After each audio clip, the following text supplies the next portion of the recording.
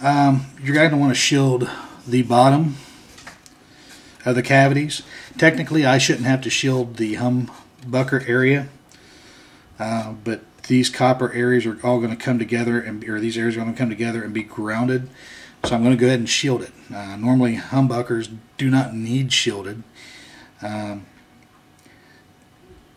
Especially if you've got actives such as EMGs or the Seymour Duncan live wires, they're not going to need a shield. Most of the time, I'd say probably 99% of the time, you're not going to need to shield a humbucker pickup.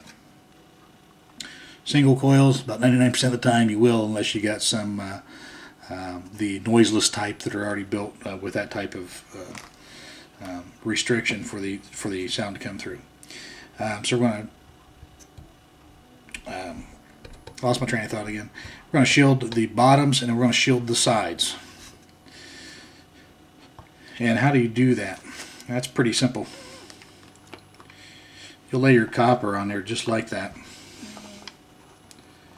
and you'll go through and you'll take your fingers and you'll mark that outlining ridge.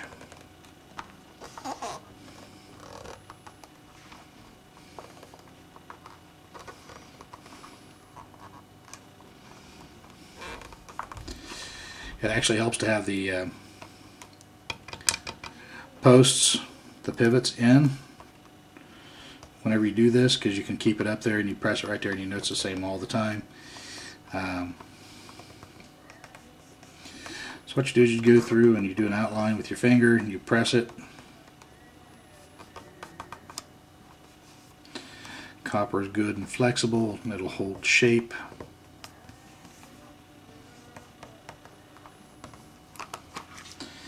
And you may or may not be able to see that, but you'll see that outline there. So you don't cut on the outline, just so you know. You're actually going to cut about 1/4 of an inch or so, 3/8 of an inch out past that outline.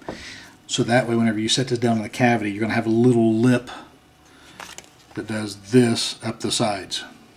It just comes up the sides there.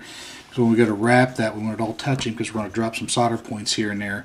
So we know we got continuity through everything, which is why I'm shielding this area, the humbucker area as well. Of course, we'll shield this.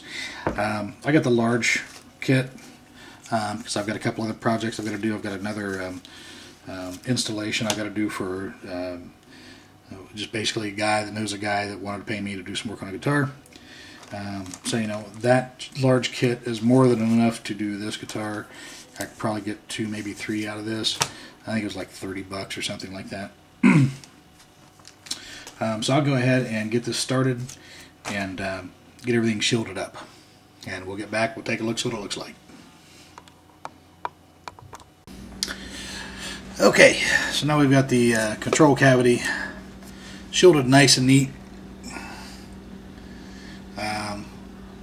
Looks pretty kind of cool in there, I think.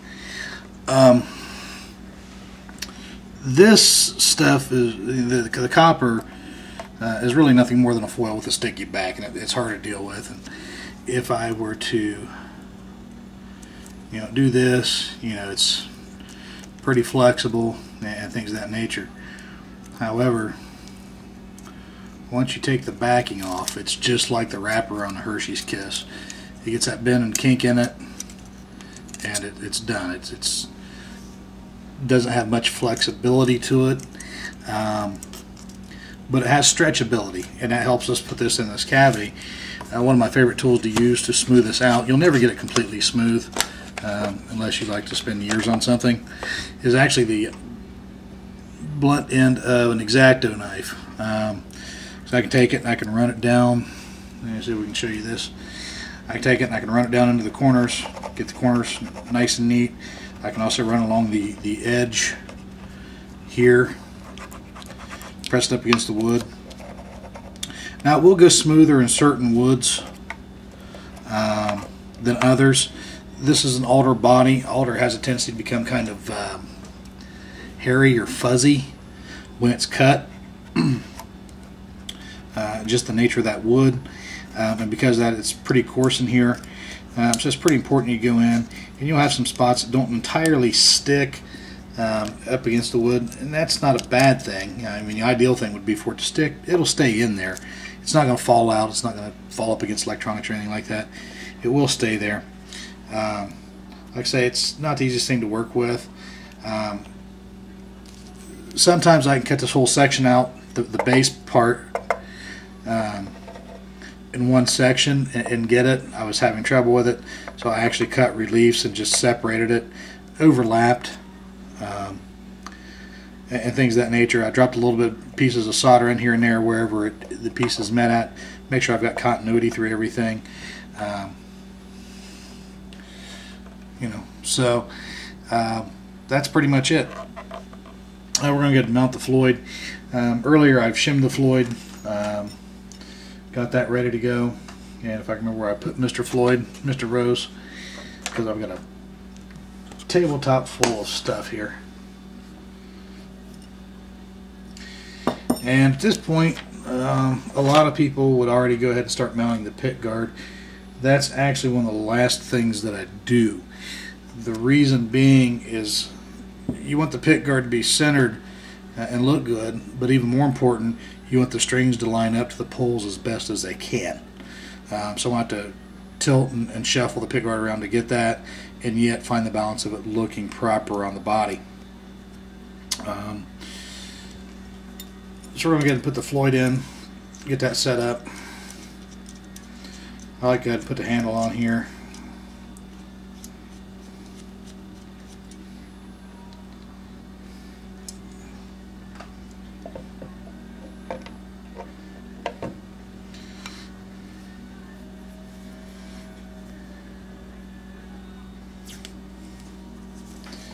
And we'll just go ahead and run some tape across it to keep it from jittering around while I flip it over and hook the strings up or springs up. You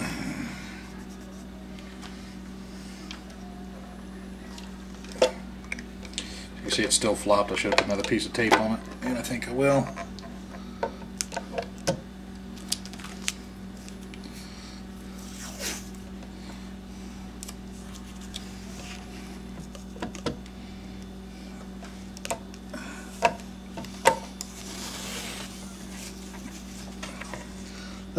Going all the way with the tape. I just want to hold it up against the posts there. There we go. So now we've got the guitar upside down. We're going to find the springs.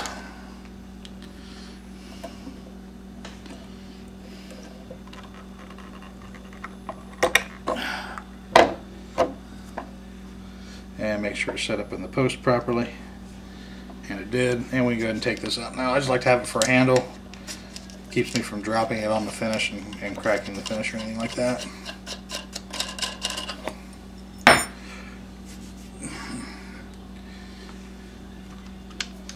And one thing that I'll also do here is I'll back the screws out. Just makes it a lot easier to get the springs on.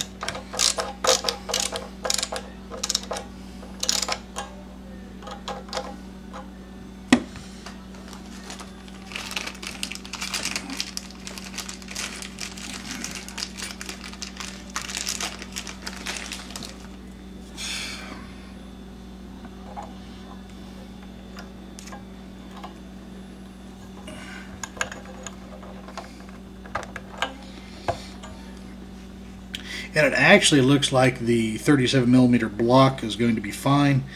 Again, that's probably because this is a drop top guitar, so it allows a little bit of height off the top of the guitar, which allows the trim to sit a little bit lower. So it looks like we're going to use that brass block that I got.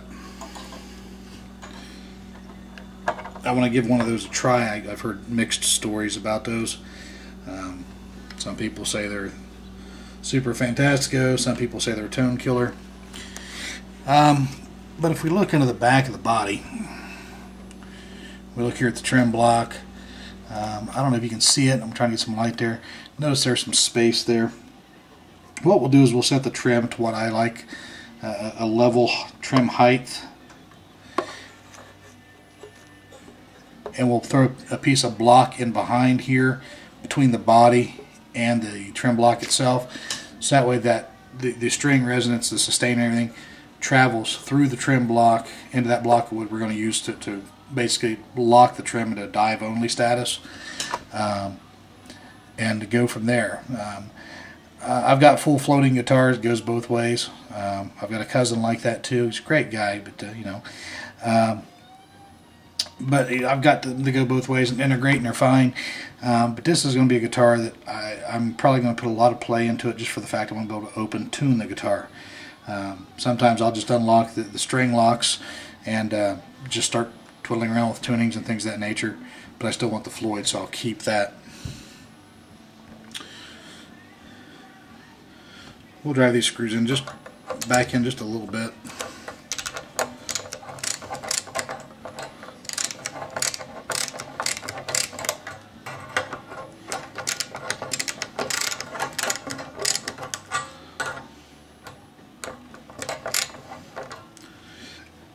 Anticipate some of that future attention it's going to have. We're going to take this crap off.